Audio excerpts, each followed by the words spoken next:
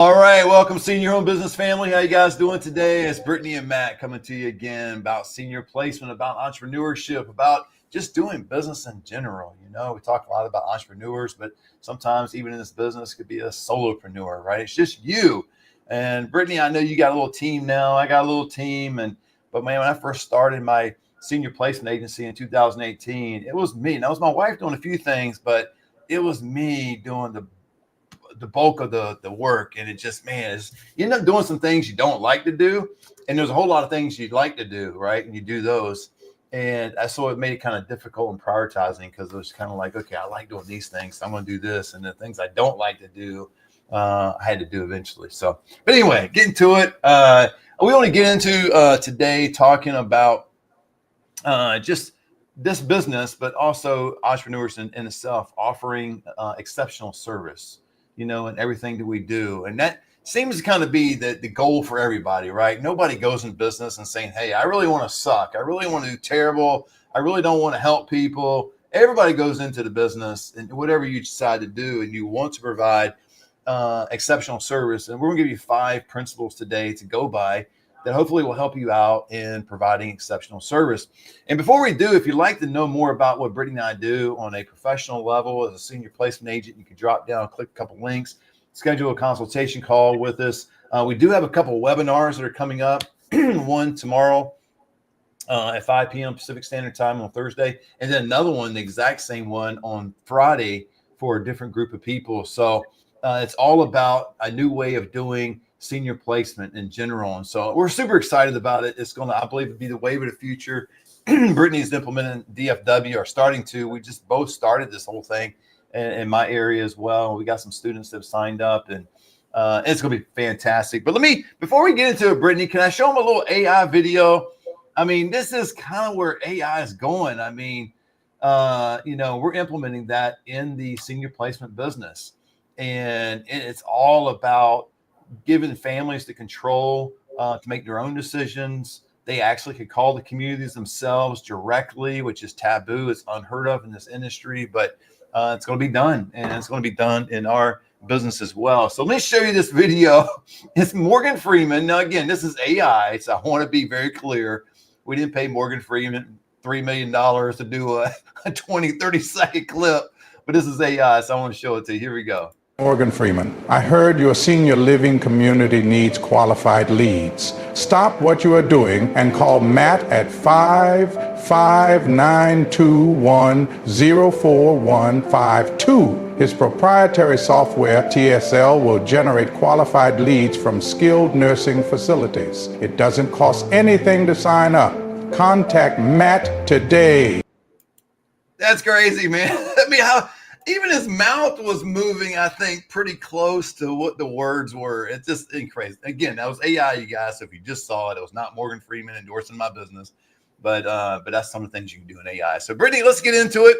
Talking about delivering exceptional service.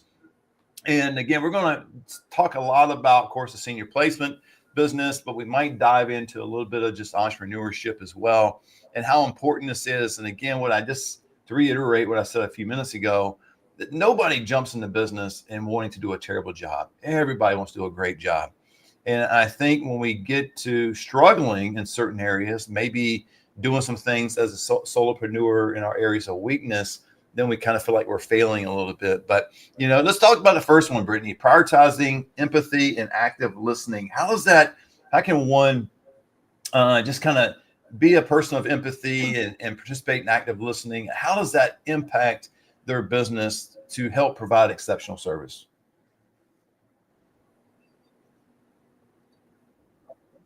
Yeah, I know we always say like not being salesy. So really just being an empathetic person, letting the families and the clients that you work with really express what they're going through and meeting them where they're at, and being able to just be human, you know, just put yourself in their shoes for 30 seconds or whatever that call looks like for 45 minutes, and really just empathize with them. It shows that you care. And we say this over and over, this position is not a sales role. It's more of a customer service role. So this is really important, just to meet them where they're at and put yourself in their shoes. It is a business. Our end goal here is to make money, no doubt, but it starts with just putting yourself where they're at. Yeah. I think it plays along lines of thinking through the process, whatever your process is, senior placement or some other business, and learn to ask people meaningful questions. I think we've been schooled and taught, at least I was, maybe this is old school, but in sales, man, you had to have a script. You had to know exactly what to say. You had to know your product. It was all about features and benefits, focus on the benefits of it, but still you want to, tell them all about the features and what they'll get and all that stuff, but really ask meaningful questions. And I believe this, we've got a little echo going here. I don't know where the echo is coming from. Sorry about that. So think through your process and come up with some really good questions. And so I try to do that with my clients that I meet with. We got a feedback going on, Brittany. I don't know where that's coming from. I don't hear it on my end. Do you hear it from me? Let me see. Okay, there we go. So yeah, there we go. Yeah, it's gone now. So it's a little bit of a kickback. Let's try that again. So, but it's, asking meaningful questions, understanding your industry, taking some time to think through it. I spend quality time each and every day. And I've said this several different times on this channel. Times out in the patio when the weather's good or somewhere else, and just try to lay the phone aside and start thinking through a particular aspect of my business and ask myself questions. And you can do the same thing through your process. Just begin understanding that what is it your clients will be thinking about? What is it they're going to be? What would they ask if they were bold enough to ask? Because not everybody's going to ask everything, right? And so you got to go through that kind of thing. But I think it's just listening with intent too, Brittany. What do you think about that? Is that, that's cool, right? Yeah. Like you can listen, right? You have to be able to, I think weave, be prepared to, when you listen, not just, okay, yeah, you can be empathetic, you can be an active listener, but make sure that you're kind of drumming up what your solutions are, what at least the next steps, not from a sales perspective, almost just like a helpful perspective. Mm-hmm. You have to make sure that you're listening to kind of guide the conversation, because we know it, especially in this industry, conversation could go this way, this way, this way, this right. way. It could be in all different, which is great. You want them to tell their story, but you also want the time that you spend with these clients to be valuable. You don't want to, for example, dwell on negative things that happened 6 months ago with their mom at a rehab community. You want to be an active listener and move forward and listen with intent and just have your, not next step in a sales process, but a helpful next step. Yeah. So you want to make sure that you're moving the conversation along. Because we could talk about things for 6 hours that don't even relate directly to their family members in this moment. Yeah. And really capture that. I agree with that, Brittany, because it can be a lengthy process at times when you're just listening and you're an active listener. But I think to be an active listener too, jot things down. If you're at a desk, I know it's hard if you're in the car and you're driving, don't try to write when you're driving, but take some mental notes. But at least you have your own little system. There's a little note app I use sometimes. Whatever you write, jot it down on something in your car. But be an active listener, and they're going to give you some gold nuggets along the way in terms of what they value, as a family.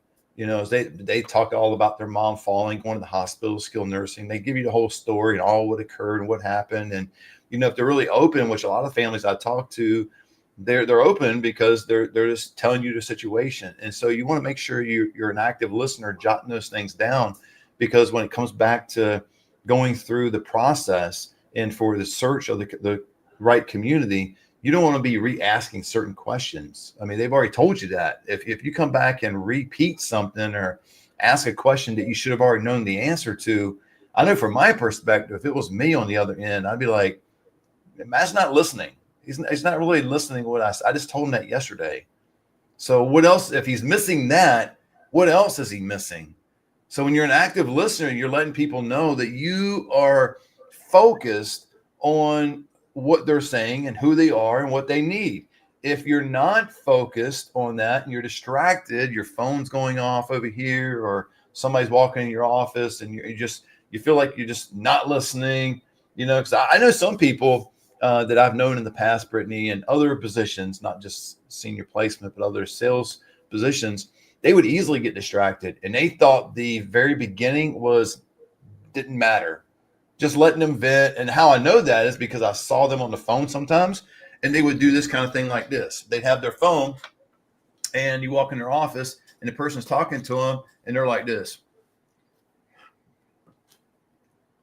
Just like that. And this person, I don't know what they're saying, but it's just, that's terrible. You got to listen to them, right? And then as you listen, the reason you want to listen is you want to provide tailored, high quality recommendations. Now, in our business, that is communities. It could be something else in your own industry. But Brittany, how do we get the families? Let's think about the senior placement industry for a moment. How do we get them to the place of not knowing where to go, but now we're bringing them to the place of high quality recommendations? A lot of education, I think, goes along with this. It's educating families as you're giving recommendations, because most families that go through this process specifically don't know. So if you come at, like, for example, if you listen, you're doing all your active listening, you're taking really good notes, you know where you're going to recommend them, right? We know the communities that we have in mind. Sometimes in the first 30 seconds of talking to a family, you already have an idea of where you would recommend them. But once you get all the information, I think my key is to educate them, because if I just come at them with these recommendations, their initial reaction is a bunch of questions, right? Well, how did you come to that? We've talked about this too. Yeah. And families are like, well, why didn't you recommend me to this one, or why? So I have found that educating the families, when I do give them recommendations as to why I recommended these places, and showing them that I was an active listener, for example, going back to what they told me, like if they said, my mom is a little bit combative sometimes. Well, I gave you this recommendation because that is what they specialize in, like things like that. So I have found education, because getting them from not knowing anything about the industry and what to do with their loved ones to recommendations can be a big leap sometimes. And especially if it's a time crunch. So if you educate them on why and how you got there, I think it's really helpful for them to understand. Yeah, I completely agree. And I try to avoid like a one size fits all kind of deal, because we've told us mentioned this many times on this channel, that sometimes the average person, which I totally get it, they know nothing about the industry, they're going to think communities are one and the same. They're all the same. They all provide services and things, and that's not necessarily true. So try not to have a one size fits all kind of deal. Like if you're, let's say you're talking to a resident, he's 85 years old, he has dementia, don't really know what kind and type of dementia right now, but you just know he has dementia. And so you're immediately just thinking memory care. Right, you're just immediately thinking memory care, and that probably will be the right place. I've had some people with mild cases of dementia actually in assisted living, doing an assessment. I mean, not because Matt's a doctor, because I'm not, but because the doctor filled out the 602 physician's report and the community did the assessment, and they ended up in AL, and they were perfectly fine, and they were actually better off for it. And so it doesn't mean that. And then it's the same for like assisted living, for instance. Let's say they need med management and maybe a shower twice a week, something like that. Kind of get technical real quick for the audience. Doesn't necessarily mean that's AL. That could be independent living with some add-ons, and you're really helping the family there. So I mean, it just kind of thinks it's not one size fits all. You really need to hear the family, understand what they need, right? What the loved one needs, those kind of things. But you need to make sure that you understand your market. I think that's a big thing. If you're going to offer high quality recommendations, I think it's imperative for all of us, no matter what we're doing in our industry, we need to understand our market. Like if you're selling real estate, you better understand your market. I mean, you can't just say, well, I'm just selling real estate. It's one size fits all, right? I mean, it's just everybody needs a house. You need bedrooms. I don't care how many you need, 3 or 4. You need a roof, right? You need some doors. I mean, there's more to it than just that, right? So same with senior placement. So we get into that. And then the third thing, Brittany, is communicate clearly and honestly. I mean, go into this because I know you do this very well in terms of communicating what's out there, not only what's out there, but the process, right? And then just being honest with, like, I give you an example of one area of honesty, and I'll let you expound on it, Brittany, is that, I let people know I get paid, right? I mean, I know it's a free service, no obligation service for seniors, but I do get paid. And I know if I was on the other end, me personally, and let's say I was looking for my mom or my dad, and somebody said, yeah, it's a free service, no obligation. I'm thinking, man, this person must be either independently wealthy or there's a nonprofit, or I don't really care what he gets paid or she, but I appreciate just knowing. So I always let people know I get paid. It has no bearing on where they go. If it comes down to it, which I've got referral agreements, which is about every community in my area. But if it ever came down to it, which I've proven before, so I can say this with utmost integrity, I will place somebody somewhere and I don't have a referral agreement and not get paid. That's not the reason I'm doing the business, right? So anyway, talk about communicating clearly and honestly, Brittany. Yeah, a lot of ways you can do it. I think being transparent, especially in this industry, pays off. It is way better to be transparent and honest. Well, there's so many ways you could do that. I think one way that I focus on it too, my states aren't one that assisted living turns into like a Medicaid or any kind of government assistance. So I really chat with families about the long term. So I'm not recommending places where their loved ones might only be able to stay for 6 months, 2 months, whatever that looks like. Yeah.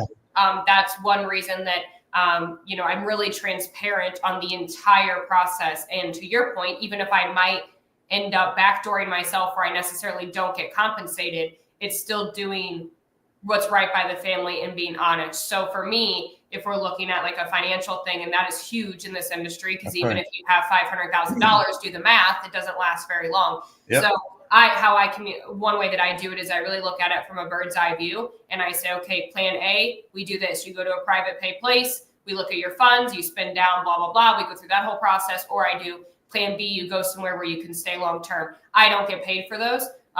Mostly, I usually don't. But again, you're doing it clearly, honestly, you're telling them the system. That way you don't get calls a year later saying, oh my gosh, my mom ran out of money. What are we going to do? Yeah. So I think just really making sure that you are telling them everything, regardless of what part of this business that you're talking about, whether it be, being upfront about community fees. What does the move-in process look like? What do finances look like? To your point, if it's a better community that we don't work with, still take them there. So just really being honest with them. It goes a long way and it comes back tenfold as opposed to getting one move-in that you might get off of not being honest.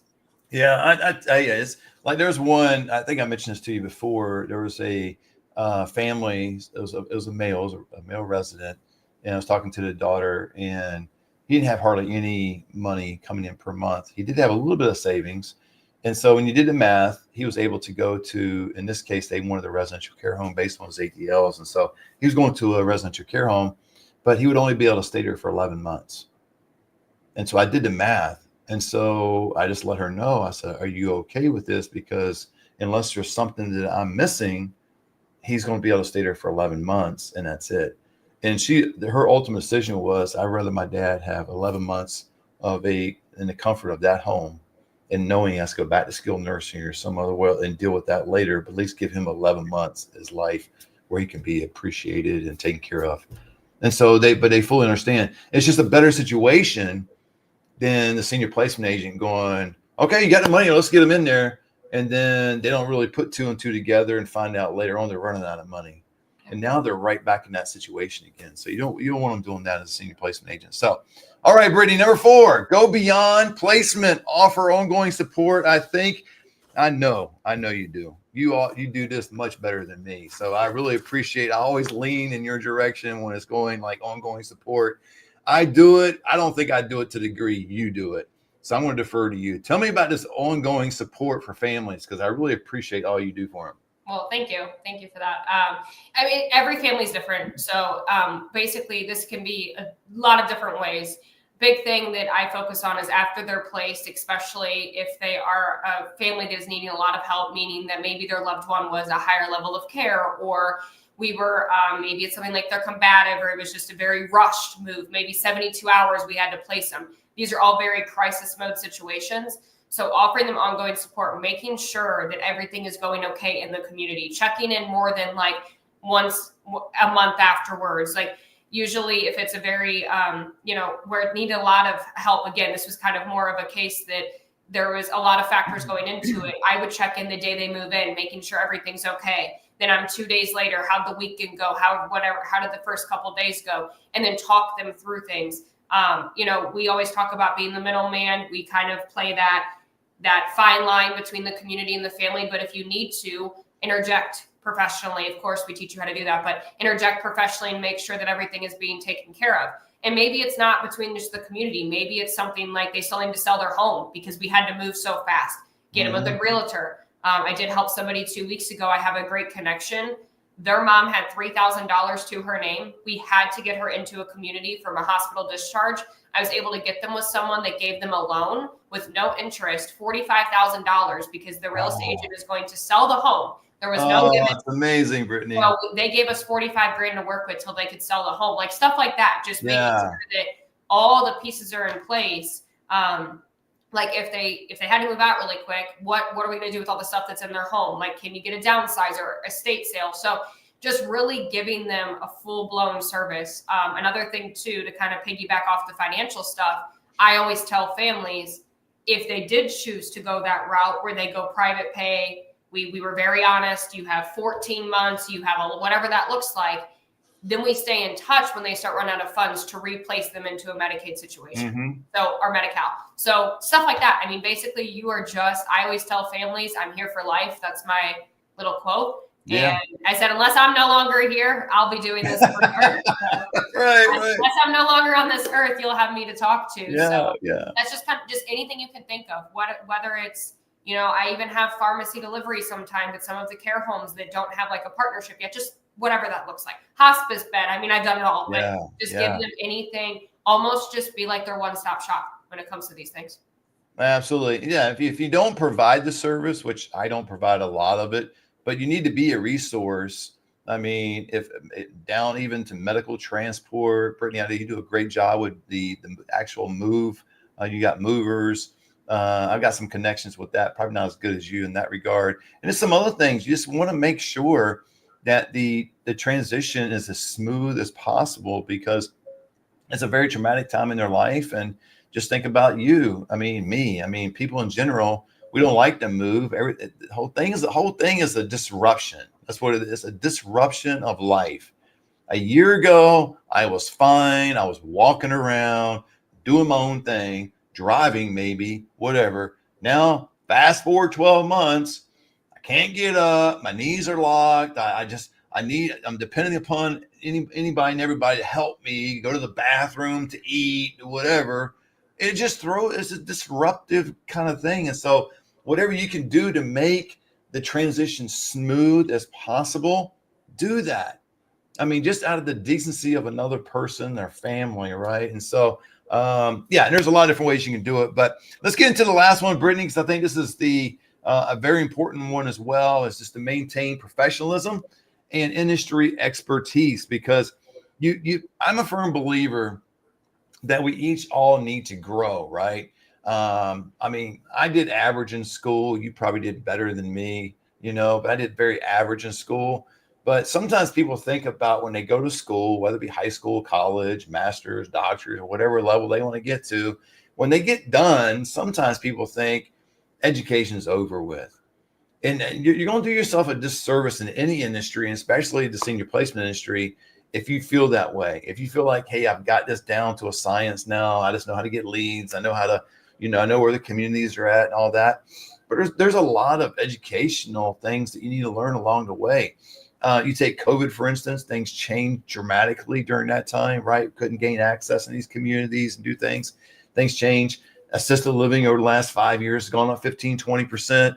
All the baby boomers are going to be 65 and older come 2030. There's a lot of different things you can educate yourself on. I mean, whether it be the senior placements too that we teach, right? If you're not in that, or you are, do that. But there's also other publications, other places you can go. When you're on a tour, I think that'd be a great place to learn some industry experience. I've said this many times, where fortunately there's this person named Casey. So Casey, if you're out there listening, she's a fantastic regional. She knows her stuff inside and out. Fortunately, I went on some tours with her in her own building, the community I used to work for, and I learned a lot. I was like, this girl knows her stuff, right? And then, unfortunately, when I became a senior placement agent, I went on some tours, and I didn't find some of the locations that gave a really good tour. It was all about just, hey, follow me to the apartment, and just show them that that's the bathroom, that's the bedroom, and it really wasn't the effectiveness of the tour. So you want to be around people. Like if you hook up with a really strong marketing director, maybe it's somebody in a completely different industry, but they know a little bit about what you're doing. I mean, listen to them. You can gain from that kind of thing. So what are some people, Brittany, that we can glean from and learn from outside of the traditional way of learning? I mean, that's important, not to minimize it, but what are some other professions that we can learn from? I think like in networking groups, if you're in one of those, like I've learned, like as an entrepreneur, I've learned social media tips. I've learned from a digital marketing agency. I've learned even from other industries that aren't senior placement. You can even learn social skills by being around other people in other rooms that have nothing to do with senior placement. A lot of times you want to be in rooms and learn how to communicate. Like I know sometimes we're learning without knowing, but public speaking, there's just so many things that you can get from other people that are not in our industry. If you're in the industry, like to your point, tours are a great place to learn. I still learn something new every week, whether it be, I just learned what a PASSAR is in the state of Missouri for a Medicaid pending that I didn't know. I'm filling out all kinds of stuff I didn't even know what to fill out. So there's so many things that you can learn, like terms. This is what I learned the most. Going on tours, talking to a hospice company, talking to a home health company. You start picking up on things that they're saying, like A&O times 3. Had no idea what that meant. And that's learn oriented. So you start learning, like you just kind of almost, we say this all the time, be a sponge. So when you're in, especially in the placement industry, like not fake it till you make it, but be a sponge and just keep learning. And there's so much to learn. And the cool thing about our industry is no one's the same. Every case that you have, every client that you help, you are going to learn something new because no one's the same. Every tour that you go on, you'll learn something new.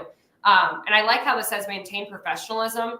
I think it's keeping, like building your reputation, building your expertise, and hopefully becoming the expert. That's the goal, is to become the expert. Keep learning. Like I think you mentioned, like people might get comfortable, like, oh, I know the communities, I know how to get a lead.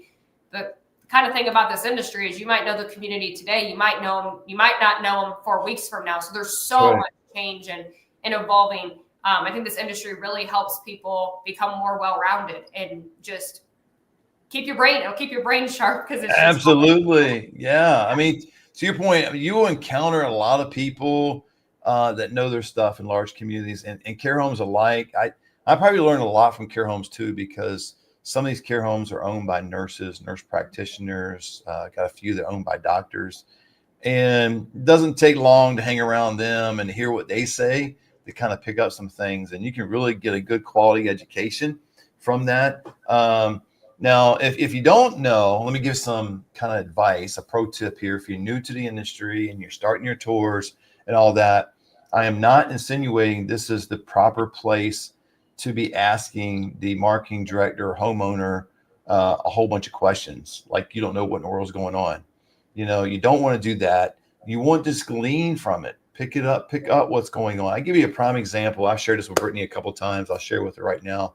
My first week on the job a long time ago in a large community, third day at the job, sitting around this table with the executive director, 3 other marketing directors, a nurse, and I think the chef was there, the activity director, just like 7 to 10 people around this table. And the nurse said this. The nurse went, well, hey, and I forgot the senior's name, call him Jimmy, and said, hey, Jimmy and memory care eloped last night. Third day on the job, I had a sales and management background, but nothing to do with senior living at the time. I honestly thought Jimmy went to Vegas and got married. Fortunately, I did not clap. Fortunately, I did not celebrate. Fortunately, I kept those emotions within, because then I quickly learned that he scaled the 8-foot wall, went down to the convenience store, and endangered his life.